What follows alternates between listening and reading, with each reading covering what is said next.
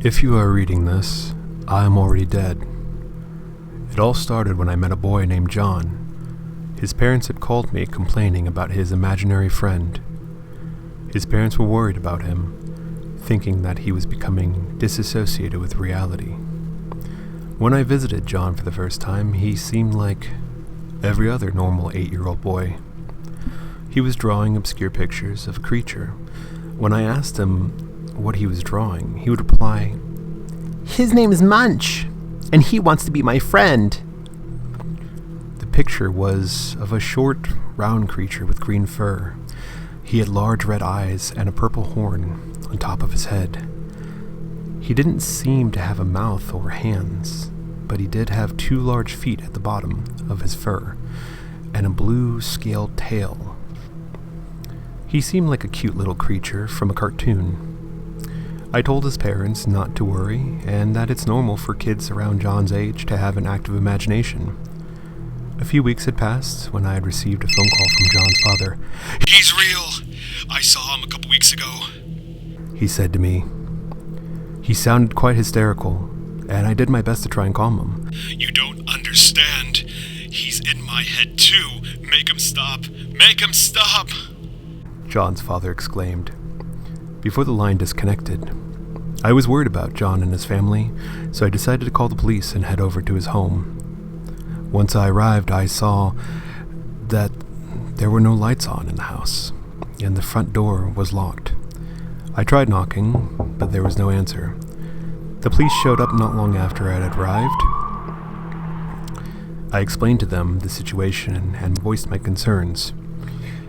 They attempted to knock on the door themselves, but when there was no answer, they decided to break the door down. The entire house was dark, but we could hear light sobbing coming from the master bedroom. The officers and I entered the master bedroom to find the walls sprayed with blood. John's mother was on the ground, her head was split open. A bloody baseball bat was next to her. John's father sat up against the wall. He was naked and covered in blood, sobbing. "I saw him. He gets into your head, and then you see him everywhere," he said. One of the officers shined his light on John's father and saw that he had a gun in his hand. The officer quickly drew his gun, tried to calm the officer down so that he wouldn't shoot John's father. "Where is John?" I asked. John's father laughed, and he said, He took him. I was scared for John, not knowing if he had actually been abducted or was hurt somewhere. "Who took him?" I asked. John's father looked at me wide-eyed and said, "Munch." He then quickly raised the gun to his head, looked at the corner of the room. "He's not what he appears to be. He's not what he appears to be," he said as he screamed and pulled the trigger. The officers tried to stop him, but it was too late. Hours later, I sat outside the house as the police and the CSI looked at the scene. One of the officers brought me a day planner that belonged to John's father, hoping I could make sense of the entire situation. As I flipped through the day planner, I saw that a week after I first met John, his father started drawing the same pictures of Munch that his son was drawing.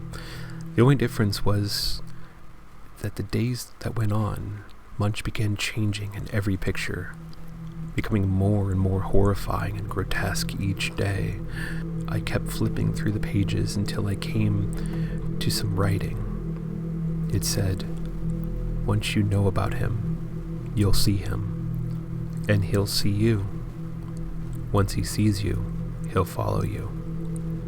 Once he follows you, he will speak to you. After that, there is no escape. I let out a sigh, baffled by the whole ordeal. I looked up across the street. I saw him. I saw Munch.